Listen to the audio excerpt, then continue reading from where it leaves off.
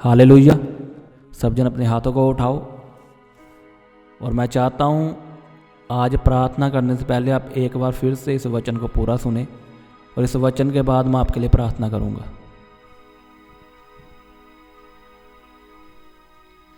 बोलो परमेश्वर, आज मैं तेरा जब वचन को सुनूं परमेश्वर, तो परमेश्वर का आत्मा मुझसे बात करे और मैं तेरे वचनों पे चल सकूं। परमेश्वर मुझे ग्रेस दे, खुदावन अनुग्रह दे कि मैं तेरा वचन सुनूं और वचन को मानूं और उस वचन पर चलूं। प्रभु यीशु मसीह के सामर्थ्य नाम में मांगते हैं, आमीन आमीन। स्वागत है आपका परमेश्वर की हजूरी में। मेरा ये विश्वास है आज का वचन जब आप सुनोगे आपको मालूम हो जाएगा कि परमेश्वर से आशीष कैसे लेनी है। आप बेचारे वाले क्रिश्चियन नहीं रहोगे। होते हैं ना कि बेचारे क्रिश्चियन, काश इस पर दया हो जाती, काश इसे ये चंगियाई मिल जाती। आप ऐसे क्रिश्चियन नहीं रहोगे आज के वचन के बाद, क्योंकि आपको परमेश्वर से मांगना आ जाएगा और लेना कैसे परमेश्वर से वो आपको आ जाएगा अगर आपने इस वचन को मानकर पूरा किया। आमीन। लोग आज 10 साल से मसीह में हैं लेकिन उनके पास चंगियाई नहीं है। लोग 10-15 साल से मसीह में आ चुके हैं लेकिन अभी तक उनका घर नहीं बना। जिसको लेने के लिए वो चर्च में गए थे कि मैं चर्च जाने से मेरा घर बन जाएगा, मुझे चंगियाई मिल जाएगी, लेकिन आज उन्हें 10-12 साल मसीह में हो चुके हैं लेकिन उनका घर नहीं बना। इसका कारण मैं आपको बताऊंगा और इसका हल भी आपको बताऊंगा प्रभु यीशु के नाम में। आमीन। कौन कौन रोज बाइबल पढ़ता है? किनके पास अपनी बाइबल नहीं है? सब अपने लिए बाइबल रखो, एक बाइबल खरीदो, उसको रोज पढ़ो, क्योंकि बिना वचन के मसीही ज़िंदगी अधूरी है। अधूरी से भी बदतर जिसे बोलते हैं ना वो है। बिना वचन के हम कुछ नहीं कर सकते। जैसे मान लो आपको जंग लग चुकी है और आपको लड़ाई के लिए भेजा, मान लो एक फौजी को लड़ाई के लिए भेजा और उसको हम बोल रहे हैं कि बिना हथियार के लड़ाई करने जा। हाँ, समय पुराना होता तो वो हाथों से लड़ लेता क्योंकि तब हथियार नहीं थे, लेकिन अगर आज बिना हथियार के उन्हें भेज देंगे, कोई गन नहीं है उसके पास, कोई राइफल नहीं है उसके पास, तो आपको लगता है वो जीतेगा? बताओ। वैसे ही मसीही ज़िंदगी, अगर आपके पास बाइबल ही नहीं है, आपका हथियार ही नहीं है, तो फ़ायदा नहीं कोई मसीह में चलने का। सच में बता रहा हूँ आपको, आपके पास बाइबल होनी चाहिए और उसके बाद उसकी प्रैक्टिस भी होनी चाहिए। रोज़ बाइबल को पढ़ना चाहिए। आमीन। हम वचन को पढ़ेंगे। अपने हाथों को उठाओ एक बार और परमेश्वर को कहो मुझसे बात कर इस वचन के द्वारा। आमीन। हम पढ़ेंगे मत्ती की किताब मैथ्यू, उसका 4था अध्याय, उसकी पहली आयत से। उसमें लिखा, तब उस समय आत्मा यीशु को जंगल में ले गया ताकि इब्लिस से उसकी परीक्षा हो। वह 40 दिन और 40 रात निराहार रहा। अंत में उसे भूख लगी। तब परखने वाले ने पास आकर उससे कहा, यदि तू परमेश्वर का पुत्र है तो कह दे कि ये पत्थर रोटियां बन जाएं। उसने उत्तर दिया कि लिखा है कि मनुष्य केवल रोटी ही से नहीं परंतु हर एक वचन से जो परमेश्वर के मुख से निकलता है जीवित रहेगा। बोलो आमीन। और आगे बढ़ेंगे 5 आयत से। तब इब्लिस उसे पवित्र नगर में ले गया और मंदिर के कंगूरे पर खड़ा किया और उससे कहा, यदि तू परमेश्वर का पुत्र है तो अपने आप को नीचे गिरा दे, क्योंकि लिखा है कि वह तेरे विषय में अपने स्वर्गदूतों को आज्ञा देगा और वे तुझे हाथों हाथ उठा लेंगे, कहीं ऐसा ना हो कि तेरे पाँव में पत्थर से ठेस लगे। यीशु ने उससे कहा, यह भी लिखा है कि तू प्रभु अपने परमेश्वर की परीक्षा ना कर। फिर शैतान उसे एक बहुत ऊंचे पहाड़ पर ले गया और सारे जगत के राज्य और उसका विभव दिखाकर उससे कहा कि यदि तू गिरकर मुझे प्रणाम करे तो मैं यह सब कुछ तुझे दे दूंगा। तब यीशु ने उससे कहा, हे शैतान, दूर हो जा, क्योंकि लिखा है कि तू प्रभु अपने परमेश्वर को प्रणाम कर और केवल उसी की उपासना कर। तब शैतान उसके पास से चला गया और देखो, स्वर्गदूत आकर उसकी सेवा करने लगे। आमीन। क्या लिखा वचन में? पहली आयत में, तब उस समय आत्मा यीशु को जंगल में ले गया ताकि इब्लिस से उसकी परीक्षा हो। वह 40 दिन और 40 रात निराहार रहा। अंत में उसे भूख लगी। तब परखने वाले ने आकर उसे परख कर कहा, यदि तू परमेश्वर का पुत्र है तो कह दे ये पत्थर रोटियां बन जाए। पहली बात, शैतान आपको तंग करेगा कि क्या तुझसे परमेश्वर प्रेम करता भी है या नहीं। सोचो, यीशु मसीह परमेश्वर का पुत्र है। लिखा आकाशवाणी हुई। आकाशवाणी का मतलब आसमान से आवाज़ आई कि ये मेरा प्रिय पुत्र है। लिखा यूहन्ना ने उस आवाज़ को सुना और यीशु मसीह ने उस आवाज़ को सुना, और जहाँ पर लोग थे उन्होंने उस आवाज़ को सुना। तब भी शैतान इतना बेशर्म है, उसने आकर यीशु मसीह को क्या कहा? यदि तू परमेश्वर का पुत्र है, यदि तू परमेश्वर का पुत्र है तो इस पत्थर से क्या रोटियां बन जाए। आप शैतान का दिमाग चेक करो, उसकी सोच चेक करो, वो क्या कह रहा है यीशु मसीह को। वो यीशु मसीह के अंदर भी शक पैदा कर रहा है कि यदि तू परमेश्वर का पुत्र है। और ऐसे ही शैतान आपको परखता है। जब आप मसीह में आ जाते हो, आपने प्रार्थना की, आपको चंगियाई नहीं मिली, तो शैतान आपको बोलेगा, क्या सच में परमेश्वर तुझसे प्रेम करता है? क्या सच में वही परमेश्वर है ऊपर? कि परमेश्वर है भी या नहीं? चल इस पास्टर को छोड़, इस दास को छोड़, किसी और चर्च में जा। वो ऐसे आपको तंग करेगा। वो आपको बताएगा शायद तेरी प्रार्थना सुनी नहीं जा रही, क्योंकि परमेश्वर तो उससे प्रेम करता ही नहीं। वो आपके मन में शक डालेगा।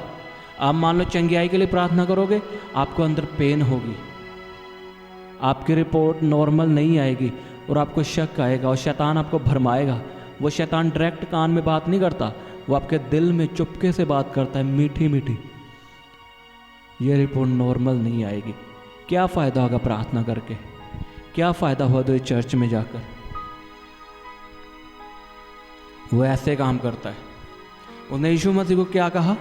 यदि तो परमेश्वर का पुत्र है। इमेजिन करके देखो कितना मूर्ख है शैतान, जिसकी आकाशवाणी हुई है। उसी को क्या बोल रहा है? यदि तो परमेश्वर का पुत्र है, इन पत्थरों से बोल के ये रोटियां बन जाए। लेकिन यीशु ने उसकी बात नहीं मानी, उसका सामना किया कि लिखा है, मनुष्य केवल रोटी से नहीं, परमेश्वर के मुख से निकलने वाले वचनों से जीवित रहेगा। अब शैतान आपको तंग कर रहा है। क्या चंगियाई रियल है? जो चर्च में लोग चंगे होते, कहीं वो पैसे देकर तो नहीं बुलाएंगे। आपके मन में तरह तरह की बातें आएंगी, वो शक को पैदा करेगा। लेकिन अगर आप सामना नहीं करोगे उसका, वो आपको तंग करता आपको पीछे ले जाएगा, बैक स्लाइड कर देगा और आप उसी बीमारी में मरोगे, उसी जिंदगी को जियोगे गंदगी वाली जो पहले जी रहे थे। लेकिन यीशु ने सामना किया। कैसे? वचन से। उसने कहा लिखा है। आप भी सामना करोगे वचन से, लिखा है। अगर शैतान आपको कहेगा तू तो बीमार है, तो आप क्या बोलोगे शैतान को? लिखा है। क्या बोलोगे बताओ? अगर आप बाइबल पढ़ते होंगे, वचनों को सुनते होंगे, तो आपको मालूम होगा मैंने शैतान को किस हथियार से मारना है। जो लोग फौज में उनसे पूछो क्या एक ही गन से सभी एनिमीज मर सकते हैं, सभी दुश्मनों को मार सकते हैं? वो बोलेंगे नहीं। कोई नेड़े का दुश्मन है, क्लोज, तो उसको हम हैंड गन से मारेंगे, लेकिन जो दूर बैठा है उसको हम राइफल से मारेंगे। अलग अलग हथियारों से अलग अलग दुश्मन मरते हैं। ऐसे वचन है, हम एक ही वचन से शैतान को कभी नहीं भगा सकते। मैं आपको पढ़ाऊंगा आगे, इसे डिटेल में लेकर जाऊंगा। लेकिन मैं आपसे पूछ रहा हूँ, अगर शैतान आपको बोलेगा तू 10 साल से चर्च में जा रहा है, तुझे अभी तक थोड़ी सी भी चंगियाई नहीं मिली, आप क्या बोलोगे उसे? आप क्या कहोगे कि लिखा है? बताओ मुझे। यीशु ने तो कहा लिखा है, मनुष्य केवल रोटी से नहीं परमेश्वर के मुख से निकलने वाले वचनों से जीवित रहेगा। आप क्या बोलोगे? आप ये बोलोगे लिखा है, मैं उसके कोड़े खाने से चंगा हो चुका हूँ। कोई दूसरी बात नहीं, जस्ट एक वचन। उसने आपको कहा तू बीमार है मसीह में आकर भी, और आप उसे बोलोगे लिखा है, उसके कोड़े खाने से मैं चंगा हो चुका हूँ, मैं मसीह में नई सृष्टि हूँ, बीमारी मेरा हिस्सा नहीं है। वो भाग जाएगा। उसके बाद वो आपके मन से बात नहीं करेगा। आमीन। शैतान इतना मूर्ख है, वो कैसे परख रहा है परमेश्वर को। सोच कर देखो कितना वो मूर्ख है। वो परमेश्वर को ही बोल रहा है कि अगर तू परमेश्वर का पुत्र है, तो सोचो वो आपको क्या बोलेगा भरमाने के लिए। हम आगे पढ़ेंगे 5वीं आयत से। तब इबलीस उसे पवित्र नगर में ले गया और मंदिर के कंगूरे पर खड़ा किया और उससे कहा, यदि तो परमेश्वर का पुत्र है तो अपने आप को नीचे गिरा दे, क्योंकि लिखा है कि वह तेरे विषय में अपने स्वर्गदूतों को आज्ञा देगा और वे तुझे हाथों हाथ उठा लेंगे, कहीं ऐसा ना हो कि तेरे पाँव में पत्थर से ठेस लगे। अब मुझे एक बात बताओ, अब तो शैतान ने झूठ नहीं बोला यीशु मसीह को, क्योंकि सच में लिखा है,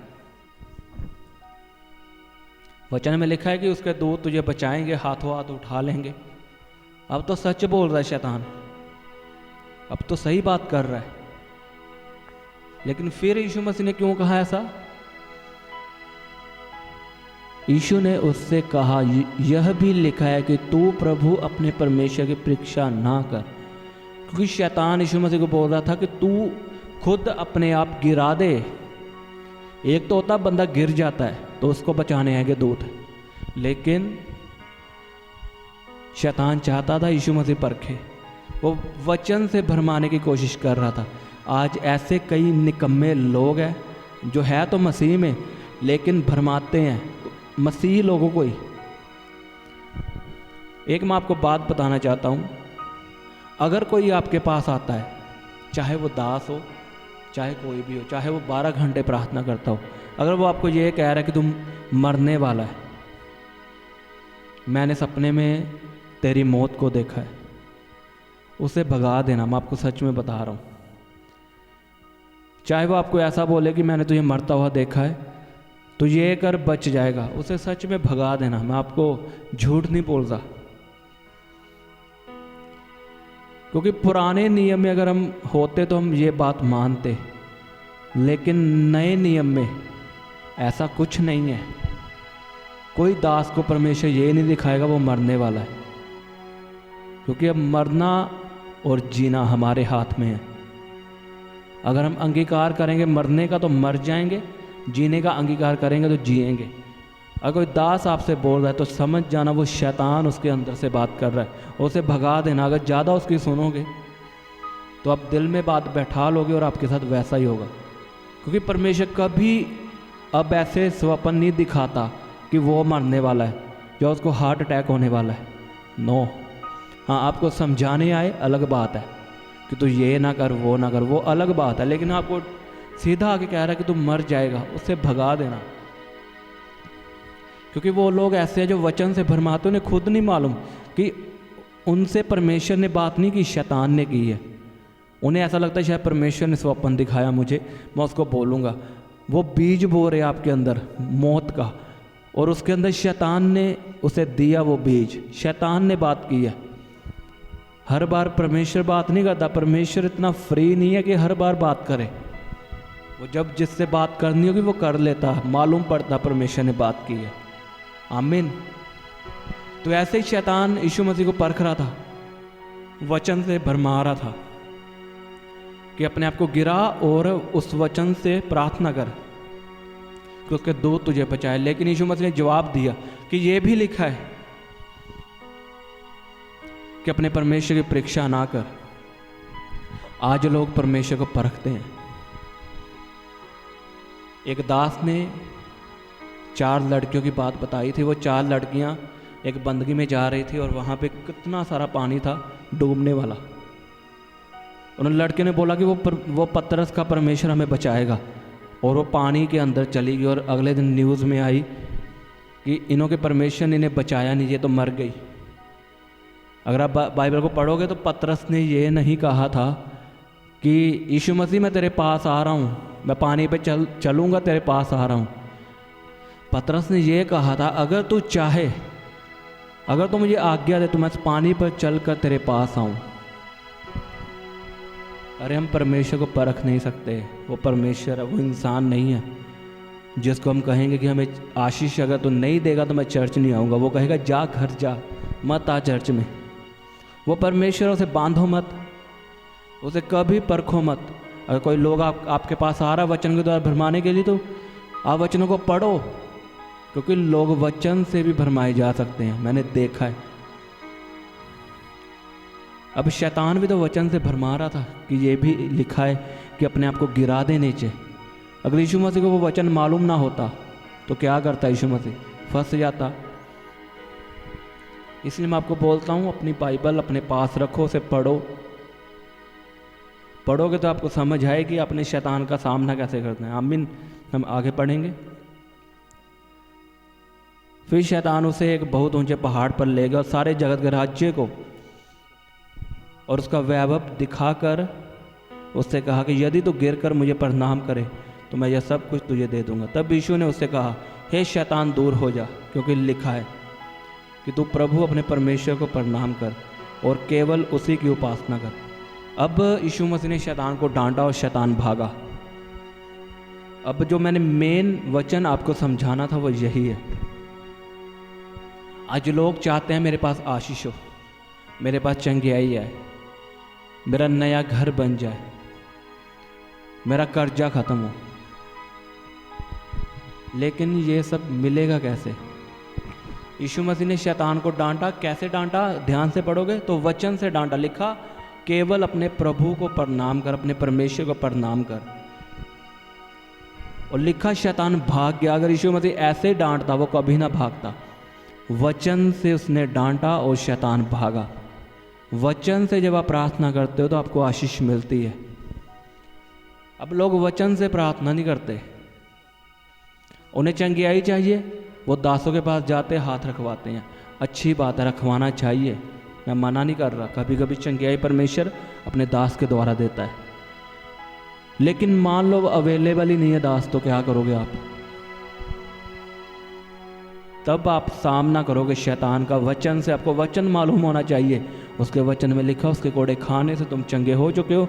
आप वचन से प्रार्थना करनी शुरू करोगे और आपको चंगियाई मिलेगी। आज लोग भागे भागे आते हैं, मुझे फाइनेंशियल आशीष मिले, मेरा कर्जा खत्म हो।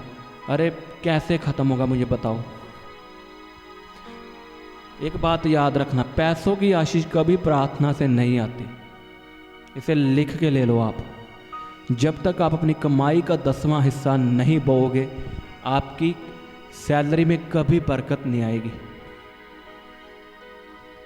आप नोट करके देख लेना, अगर आप 12,000 कमाते हो और आप अगर बीज नहीं बोते, वो 12,000 कहाँ लगता है आपको मालूम नहीं होगा। लेकिन आप 12,000 कमा कर उसका 10वां हिस्सा बो रहे हो, 1,200 रुपया, तो रहेगा तो आपको 12,000 ही, लेकिन आपको मालूम पड़ेगा मैंने कहाँ पैसे लगाए हैं। इसे बोलते हैं बरकत। आज लोग 12,000 कमाते हो, रोते रहते हैं, मेरी दवाइयों में पैसे लग जाते हैं, मेरी किस्तों में पैसे जाते हैं। क्यों? क्योंकि आप 10वां हिस्सा नहीं बोते। आप अकेली प्रेयर करते हो कि परमेश्वर मेरे पैसों में आशीष है। अरे कैसे आएगी? उसने वचन में लिख दिया है, अपनी कमाई का 10वां हिस्सा मेरे भवन में बो, तब मैं तेरे फालतू खर्चों को ख़त्म करूँगा। उसने लिख दिया, उसने ये नहीं लिखा इसके लिए प्रार्थना कर, उसने आज्ञा दी है इसके लिए कि अपनी कमाई का 10वां हिस्सा बो। लोग घर मांगते हैं परमेश्वर से, एक्स्ट्रा चीज़ें मांगते हैं, गाड़ियाँ मांगते हैं। मुझे एक बात बताओ, आप उन लोगों के साथ कितना खड़े हो जो परमेश्वर का सुसमाचार सुनाते हैं? बताओ मुझे। जो लोग प्रभु का काम करते हैं उनकी आप कितनी सहायता करते हो? एक तो हो गया 10वां हिस्सा, लोग उससे भी बढ़कर हैं, बीज बोते मैंने देखे अपनी लाइफ में, मैं खुद ऐसा करता हूँ। जो लोग परमेश्वर का काम करते हैं उनके साथ खड़े रहना, पैसों के साथ उनकी हेल्प करनी, इसलिए परमेश्वर अपने लोगों को ऊंचा करता है। मैं आपको क्यों बता रहा था पिछले दिनों में, कोई ऐसा बंदा ढूंढो जो सुसमाचार सुनाता है, उसकी सहायता करो अगर आप बढ़ना चाहते हो। कोई ऐसी चर्च के साथ जुड़ो जो सुसमाचार सुनाती है। आप फाइनेंस में बढ़ोगे जब आप वचन को पूरा करोगे। इसके लिए प्रार्थना नहीं है, इसके लिए वचन है, आज्ञा है।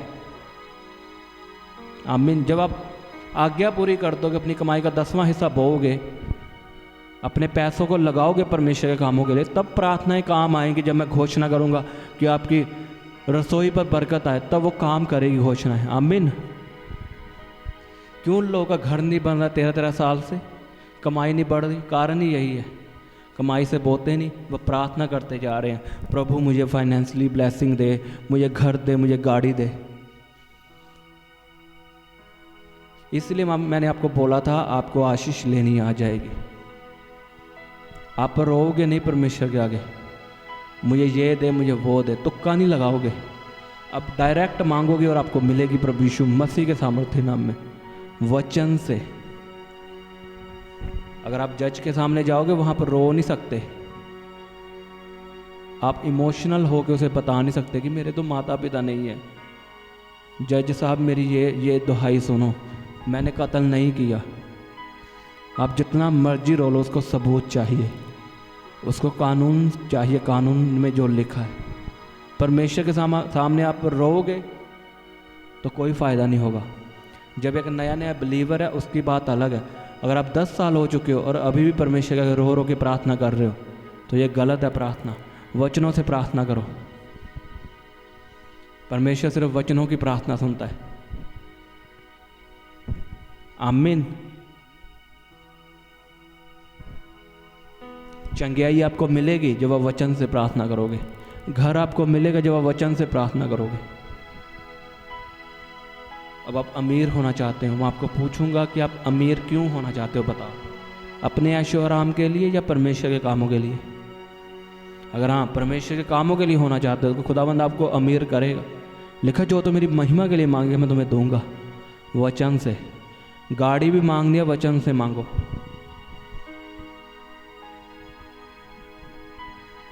हालेलुया। अगर बाइबल नहीं है आपके पास तो आज ही बाइबल ऑर्डर करो, बाइबल मंगवाओ, उसे पढ़ो, वचनों को लिखो, वचनों से प्रार्थना करो। आपका जीवन बदल जाएगा प्रभु यीशु मसीह के सामर्थ्य नाम में। आपको सच में बता रहा हूँ, आप बड़ी बड़ी आशीषों को देखोगे प्रभु यीशु मसीह के सामर्थ्य नाम में। आमीन।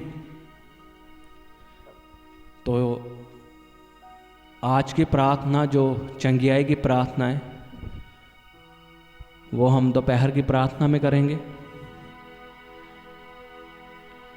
तो आपने दोपहर की प्रार्थना जरूर सुननी है। अब आपने वचन सुन लिए, दोपहर की प्रार्थना में आपको चंगियाई मिलेगी। आमीन। अपने हाथों को उठाओ सब जन, इस वचन के लिए तारीफ करो। इस वचन को आपने दोबारा सुनना है और प्रार्थना करो कि ये वचन मेरी जिंदगी में 100 गुना फल लाए। बोलो सब जन अपने हाथों को उठा के, ये वचन मेरी जिंदगी में 100 गुना फल लेके आए।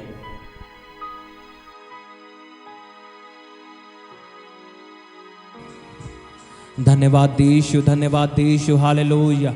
रपा पापा रे पे पे पे पे पे पे। Hallelujah. Thank you Jesus, thank you Jesus.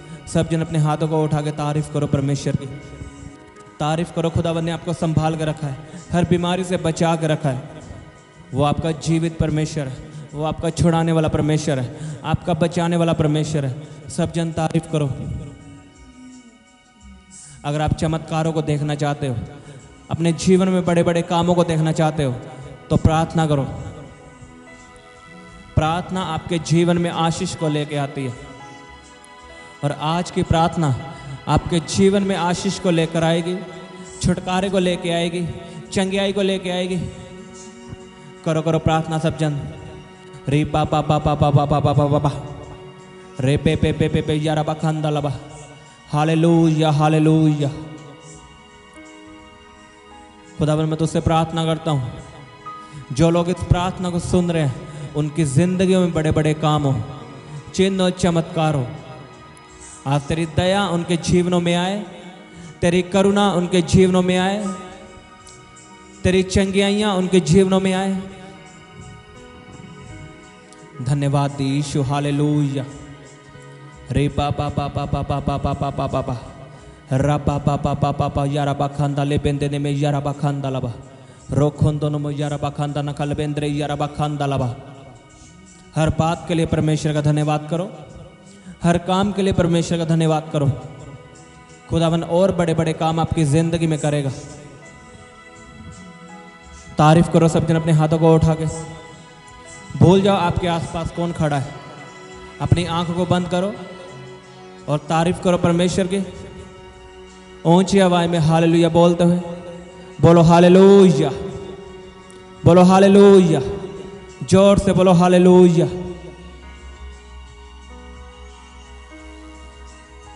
Hallelujah hallelujah. Thank you Jesus, तेरी महान दया के लिए, तेरी करुणा के लिए खुदावन। तू मेरा बचाने वाला परमेश्वर है खुदावन, और तूने मुझे आज तक हर बीमारी से बचा कर रखा है, हर एक्सीडेंट से बचा कर रखा है। मैं जानता हूँ परमेश्वर, ये तेरी दया मेरे ऊपर है खुदावन, जो तूने मुझे बचा कर रखा है। मैं तेरी तारीफ करता हूँ खुदावन, तेरी महान दया के लिए। तू सच में दयालु परमेश्वर है खुदावन, तू हमें कभी ना छोड़ने वाला परमेश्वर है। तूने वचन में लिखा है तेरी दूध पिलाती हुई माँ तुझे छोड़ सकती है, लेकिन मैं तुझे कभी ना छोड़ूंगा, मैं तुझे कभी ना त्यागूंगा। सच में परमेश्वर, तूने मुझे कभी नहीं छोड़ा। मेरे माता पिता ने मुझे छोड़ा परमेश्वर, लेकिन तूने मुझे कभी नहीं छोड़ा। मैं तेरी तारीफ करता हूँ खुदावन, तेरी वफादारी के लिए, तेरे वायदों के लिए परमेश्वर। ओ जीसस, तू सच में जीवित परमेश्वर है, मेरी प्रार्थना को सुनने वाला परमेश्वर है खुदावन। तू मुझे संभाल के रखने वाला परमेश्वर है। रे पा पा पा पा पा पा पा पा पा पा पा पा पा पा पा रे पे पे पे पे पे पे पे पे पे पे पे पे रा पा शा खांदा नमा यारा बा खांदा नमा रोखों दोनों यारा बा खांदा ना खल बेंद्रे यारा बा खांदा लबा रे पा पा पा पा पा पा पा पा पा पा पा पा पा पा पा। तारीफ करो, तारीफ करो सब जन अपने हाथों को उठा के तालियों के साथ उसके नाम का धन्यवाद करो। परमेश्वर आपकी जिंदगी में बड़े बड़े काम करेगा। Hallelujah hallelujah hallelujah hallelujah hallelujah. धन्यवाद यीशु, धन्यवाद यीशु। मांगो अपने हाथों को उठा के कि परमेश्वर मैं तुझे देखना चाहता हूँ, तेरी महिमा को देखना चाहता हूँ, मैं तेरे करीब आना चाहता हूँ परमेश्वर, क्योंकि तू महान परमेश्वर है, तू महान परमेश्वर है खुदावन। मैं तेरी महिमा सदा करूँगा परमेश्वर, मैं अपने जीवन से सदा तेरे नाम को महिमा दूंगा परमेश्वर, क्योंकि तू महान परमेश्वर है, तू बड़े बड़े काम करने वाला परमेश्वर है, तू मुझे बदलने वाला परमेश्वर है, तू मुझे माफ़ करने वाला परमेश्वर है। कोई और परमेश्वर नहीं है जो मुझे माफ़ कर सकता है, जो मुझे चंगा कर सकता है। केवल तू ही मेरा परमेश्वर है जो मुझे माफ़ कर सकता है, मुझे चंगा कर सकता है परमेश्वर। पुकारो पुकारो उसके नाम को। आज आप उसकी दया को देखोगे, उसकी करुणा को देखोगे। आज आप अपनी जिंदगी को बदलता हुआ देखोगे इस प्रार्थना के द्वारा। जब आप इस प्रार्थना करोगे, आप महसूस करोगे परमेश्वर को कि वो आपके अंदर आ चुका है, वो आपके परिवार में आ चुका है। आपकी जिंदगी में शांति आएगी प्रभु यीशु के सामर्थ्य नाम में। उसके वचन सच्चे हैं। उसे पुकारो सब जन, लिखा जो मुझे पुकारेगा मैं उनकी प्रार्थनाओं का उत्तर दूंगा। रबा बाबा बाबा बाबा बाबा शाखंदा नखा यारा बखंदा नखा रबा शाखंदा नखा यारा बखंदा नखा रोखोंदो नको रे बेसे खेदे नेके रबा बाबा बाबा बाबा बाबा बाबा शाखंदा नखा रोखोंदो नको रे बेसे खेदे देखे यारा बखंदा ना रोखोंदो नको निखोंदो नको रे बेसे खेदे देखे यारा बखंदा ना रबा बाबा बाबा बाबा बाबा। अपनी बीमारी वाली जगह पे हाथ रखो, बोलो परमेश्वर तेरे वचन में लिखा है तेरे कोड़े खाने से हम चंगे हो चुके हैं। बोलो मैं विश्वास से इस वचन को बोलता हूं। बोलो सब जन, मैं तेरे कोड़े खाने से चंगा हो चुका हूं। बोलो मैं अपनी चंगियाई को ग्रहण करता हूं, मैं अपनी चंगियाई को ग्रहण करता हूं। मैं तेरे कोड़े खाने से चंगा हो चुका हूं परमेश्वर। मैं तेरे मार खाने से चंगा हो चुका हूं परमेश्वर। मैं तेरे कोड़े खाने से चंगा हो चुका हूं परमेश्वर। मैं तेरे मार खाने से चंगा हो चुका हूं परमेश्वर। बीमारी मेरा हिस्सा नहीं है। बोलो बीमारी मेरा हिस्सा नहीं है, डिप्रेशन मेरा हिस्सा नहीं है। अंगीकार करो सब जन, अपनी चंगियाई को ग्रहण करो विश्वास के साथ। उसके वचन की घोषणा करो अपनी बॉडी पे कि मैं चंगा हो चुका हूं, उसके मार खाने से मैं चंगा हो चुका हूं। बोलो मैं चंगा हो चुका हूं, मैं चंगा हो चुका हूं उसके कोड़े खाने से। बोलो मैं गवाही के साथ वापिस आ रहा हूं। रबा बाबा बाबा बाबा बाबा रेबे से खेदने के यारा बखंदना रोखोंदो नको यारा बखंदना निखोंदो नको रेबे से खेदने के रबा शाखंदना। ऐ खुदावन की शांति आपकी जिंदगी में आए, उसकी शांति आपकी जिंदगी में आए, आपके घरानों में आए, आपके बच्चों में आए, आपके परिवार में आए प्रभु यीशु के सामर्थी नाम में।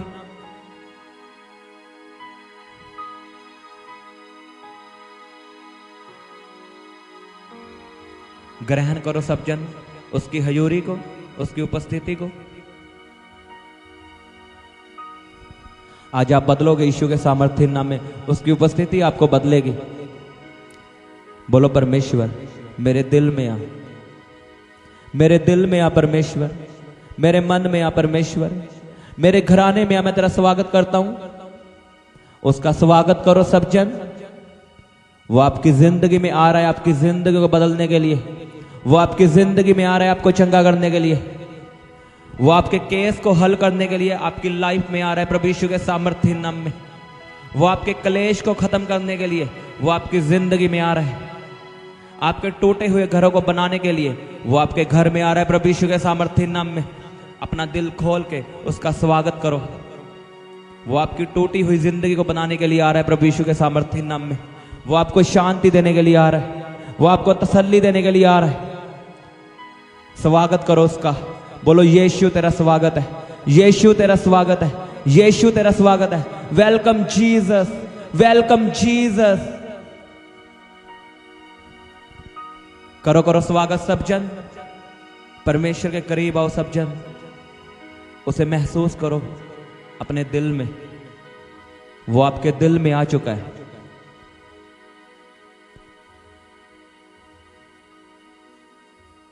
उसकी प्रशंसा करो, उसके नाम की महिमा करो कि परमेश्वर तू महान परमेश्वर है, तू अद्भुत काम करने वाला परमेश्वर है, तू चिन्ह और चमत्कार करने वाला परमेश्वर है। तूने समुद्र को दो भाग किया परमेश्वर। तूने इजराइलियों को बड़े बड़े चिन्ह और चमत्कार दिखाए परमेश्वर। तू चंगा करने वाला परमेश्वर है, तू मुर्दों को जिलाने वाला परमेश्वर है, तो लंगड़ों को चलाने वाला परमेश्वर है, तो दुष्ट आत्मा को निकालने वाला परमेश्वर है, और तुम मुर्दों में से जी उठने वाला परमेश्वर है। तुम महान परमेश्वर है। मैं तेरे नाम की स्तुति करता हूं, तेरे नाम का धन्यवाद करता हूं। मैं अपने हाथों को उठा के तेरे नाम को ऊंचा उठाता हूं, क्योंकि तू पवित्र परमेश्वर है, तो महान परमेश्वर है, हमारी प्रार्थना को सुनने वाला परमेश्वर है। उसके नाम की तारीफ करो सब जन। जब आप परमेश्वर की तारीफ करते हो वो खुश होता है, वो आनंदित होता है। उसे पसंद है आपके मुंह से तारीफ सुनना। उससे और कुछ नहीं चाहिए, उसे बस आपके जीवन से महिमा चाहिए। उसके नाम की महिमा करो अपने मुंह को खोलते हुए। बोलो तू पवित्र परमेश्वर है, तू सेनाओं का यहोवा है, तू बड़े बड़े काम करने वाला परमेश्वर है, कोई तेरे जैसा नहीं, कोई देवता तेरे जैसा नहीं परमेश्वर। तू सबसे महान परमेश्वर है, सबसे ऊंचा परमेश्वर है, सबसे सामर्थ्य परमेश्वर है। रबा बाबा बाबा बाबा बाबा बाबा बाबा रबा शखंदा ना खजा रबा खंदा ना खरो खोंदो न गोरे बेसे के दे के या रबा खंदा ना। तारीफ करो जोर से परमेश्वर के नाम की, तालियों के साथ उसके नाम का धन्यवाद करो सब जन, ऊंची आवाज में हालेलुया बोलते हुए, थैंक यू जीसस बोलते हुए। बोलो thank you Jesus, thank you Jesus, thank you Jesus. धन्यवाद यीशु। तारीफ करो सब जन उसके नाम की, उसके नाम की महिमा करो सब जन।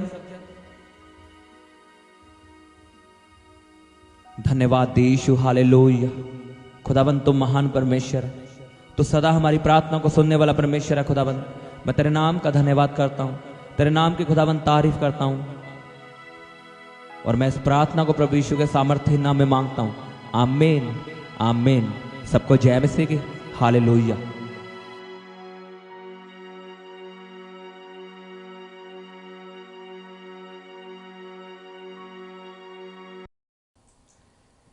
आप अपने दान दशवांश और भेंट हमें इस अकाउंट नंबर पर भेज सकते हैं, या आप अपने पेटीएम या फ़ोनपे के द्वारा हमारे QR कोड को स्कैन करके अपनी ऑफरिंग भेज सकते हैं।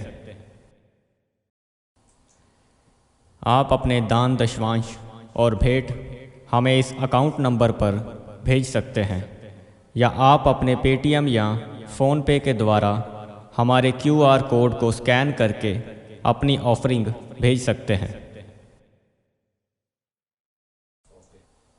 आप अपनी प्रेयर रिक्वेस्ट इस व्हाट्सएप नंबर पर हमें भेज सकते हैं। आप हमें फ़ोटो, नाम और अपनी प्रॉब्लम लिखकर इस व्हाट्सएप नंबर पर हमें भेज सकते हैं। हम आपके लिए निरंतर प्रार्थना में रहते हैं। आप हमारे साथ सुबह 4 बजे, दोपहर 12 बजे और शाम 5 बजे प्रार्थना में जुड़ सकते हैं। आप हमारे पेज यीशु दे दीवाने को फेसबुक और इंस्टाग्राम पर फॉलो कर सकते हैं।